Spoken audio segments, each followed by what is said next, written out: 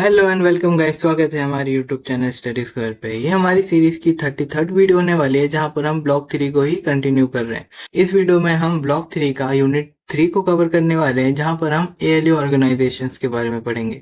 ये टॉपिक हमने पहले भी डिस्कस किया है, जहां पर हमने सीपीयू के बारे में पढ़ा था, जहां पर हमने सीपीयू के डिफरेंट कंपोनेंट्स के बारे में पढ़ा था, जो कि थे सीयू, एमयू एंड आज का टॉपिक एएलयू उसी के अंदर ही था। तो एएलयू को हम इस वीडियो में और अच्छे से पढ़ेंगे इस यूनिट में। तो चलिए स्टार्ट करते हैं। तो आज का टॉपिक हमारा स्टार्ट होने वाला है, व्हाट इज एन एएलयू। तो बेसिकली एएलयू क्या होता है, सीपीयू का एक कोर कंपोनेंट होता है जो कि रिस्पॉन्सिबल होता है अरिथमेटिक एंड लॉजिकल ऑपरेशंस के लिए। जैसे कि आप यहाँ पर भी देख सकते हैं, perform arithmetic, logic and shift operations. कौन परफॉर्म करता है? एएलयू परफॉर्म करता है। एएलयू नहीं होता तो हमारे जितने भी मैथमेटिकल या फिर अरिथमेटिकल या फिर लॉजिकल ऑपरेशंस थे वो परफॉर्म नहीं हो पाता। ये एक तरीके से ब्रेन का भी काम करता है सीपीयू के लिए।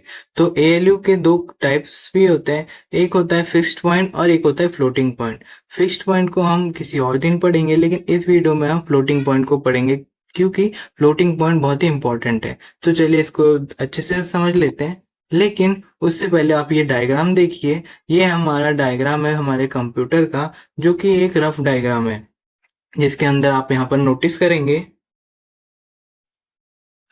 तो आपको यहाँ पर सीपीयू दिखेगा, उसके component CU, ALU and MU दिखेंगे। एमयू के अंदर रजिस्टर्स गिवन है, एंड ये हमारा main memory, secondary memory and हमारे इनपुट आउटपुट सिस्टम, और जो कि कनेक्टेड है डिफरेंट टाइप ऑफ बसेस के द्वारा।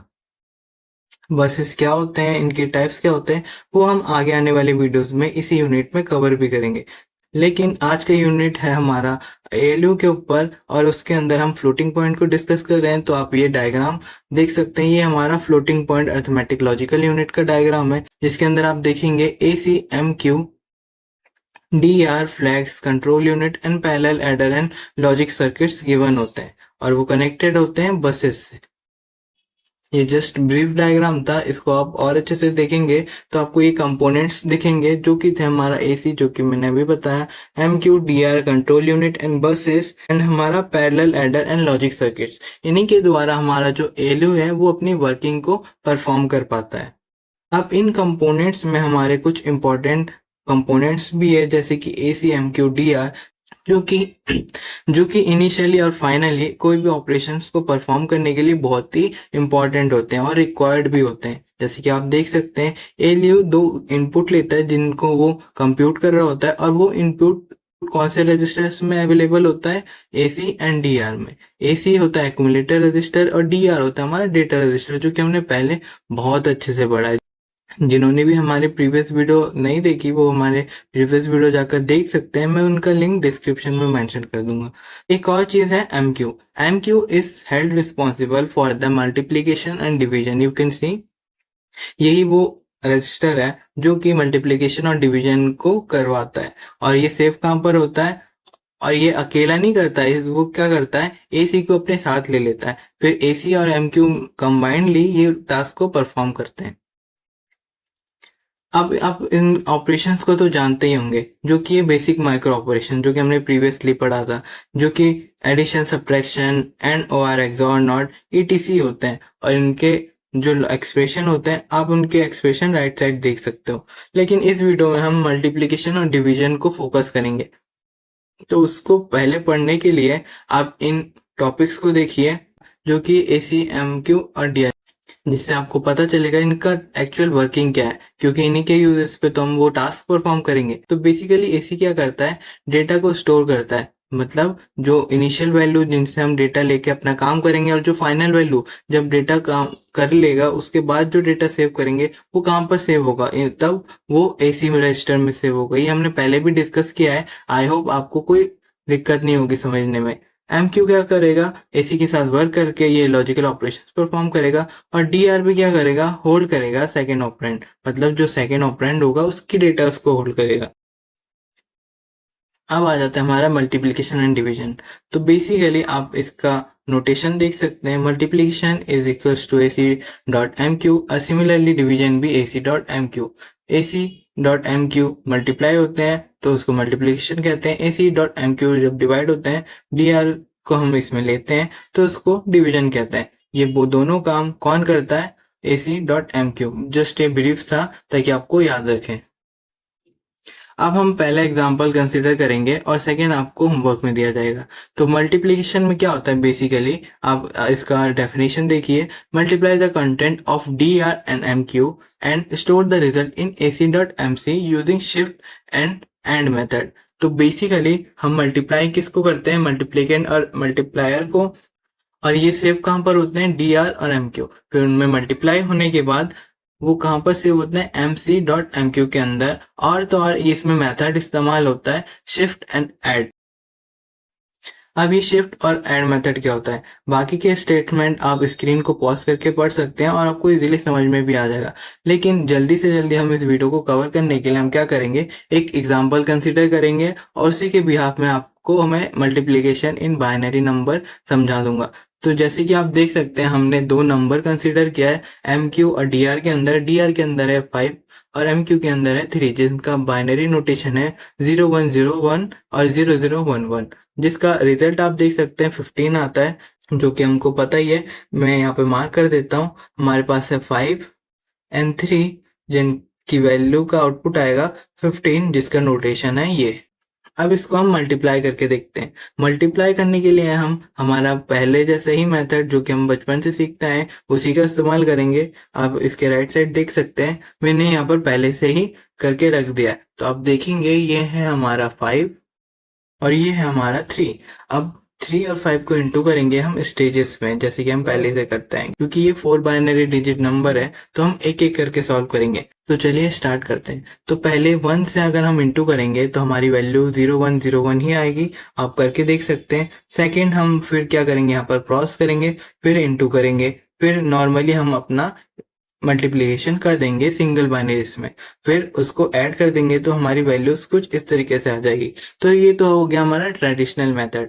अब इसमें आप अगर नोटिस करोगे हमने बिट्स लिए थे 4 बाइनरी डिजिट्स का, 0 1 2 3 एंड 4, लेकिन हमारा आउटकम आया 7 बाइनरी डिजिट्स का, मतलब इसमें ज्यादा स्पेस रिक्वायर्ड हुए। तो ये कैलकुलेशंस कैसे विदाउट एन एरर सेटिस्फाई होंगे हमारे कंप्यूटर के अंदर, मतलब सेव कैसे होगी। तो इसका एक रूल है, जब भी हम मल्टीप्लाई या डिवाइड करते हैं तो एक रूल फॉलो करते हैं जो कि होगी 2n।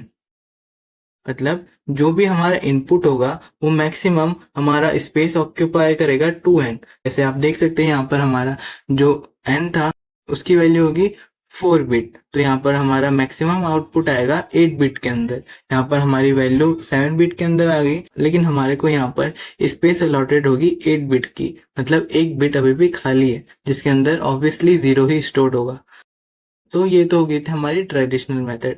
लेकिन सर आपने तो कहा था शिफ्ट और एंड मेथड का इस्तेमाल करेंगे, तो चलिए उसको भी एक बार देख लेते हैं। पहले मैं इसको रब कर देता हूँ।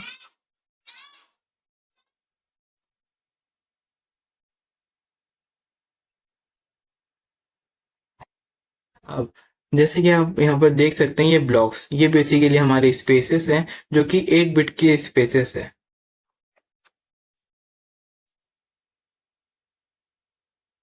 अब इसके अंदर इनिशियली ये बेसिकली कौन से स्पेसेस हैं? AC स्पेसेस, मतलब एक्यूमुलेटर।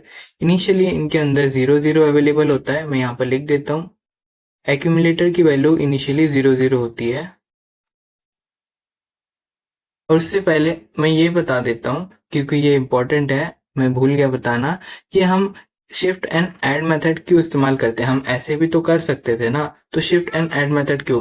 अब अगर आप देखोगे, नोटिस करोगे, ये 4 स्टेप में अपना आउटकम दिया है। तो 4 स्टेप को परफॉर्म करने के लिए हमको 4 रजिस्टर्स भी रिक्वायर्ड होंगे, क्योंकि हर एक स्टेप का डेटा कहीं ना कहीं तो स्टोर होगा। तो वो कहाँ पर स्टोर होगा? रजिस्टर्स में, जो कि बहुत ही कॉस्ट इफेक्टिव और अनरिलायबल भी है। इसी को हम अवॉइड करने के लिए शिफ्ट और ऐड मेथड का इस्तेमाल करते हैं, जिसमें एक ही रजिस्टर में हमारा सब डेटा अपडेट और स्टोर हो जाता है। तो इनिशियली हम कौन सा रजिस्टर इस्तेमाल करते हैं? AC, जिसके अंदर इनिशियल वैल्यूज होती है 0 0 0। अब फर्स्ट स्टेप को अगर देखोगे तो हमारी जो मल्टीप्लीकेशन वैल्यू आई 0101, तो पहले इसको हम ऊपर लिख देते हैं 0 1 0 1। अब ये तो हमारी मल्टीप्लिकेशन वैल्यू आ गई। अब ये यहाँ पर ऐड हो जाता है, तो ऐड होने के बाद इनकी वैल्यू चेंज होके इसमें रिप्लेस हो जाती है। जैसे कि आप देख सकते हैं यहाँ पर 0 0 हट जाएगा और यहाँ पर क्या आ जाएगा, ऊपर का 1 1 एंड 1। तो हमारी फर्स्ट स्टेज में हमारी वैल्यूज हो जाएगी 0 1 0 1 0 0 0 0। अब जैसे हमने यहाँ पर ऐड किया, तो अब क्या करेंगे, हम इसको शिफ्ट करेंगे, तो ये वैल्यूज आ जाएगी ऐसे शिफ्ट होके नेक्स्ट स्लॉट्स में। ये यहाँ पर आ जाएगा, ये यहाँ पर आ जाएगा, ये यहाँ पर आ जाएगा। तो हमारी वैल्यू हो जाएगी 0 1 0 1 0 0 एंड 0। और यहाँ पर हमारा 0 आ जाएगा ऑटोमेटिकली। एंड सेकेंड स्टेप जब हम नोटिस करेंगे तो उसको फिर हम क्या करेंगे, पहले ऐड करेंगे एंड देन शिफ्ट करेंगे। तो इसको भी करके देख लेते हैं। 0 1 0 1 और ये हो जाएगा हमारा 0। अब इसको भी हम ऐड करके शिफ्ट करेंगे। तो पहले जैसे हम इसको ऐड कर लेते हैं,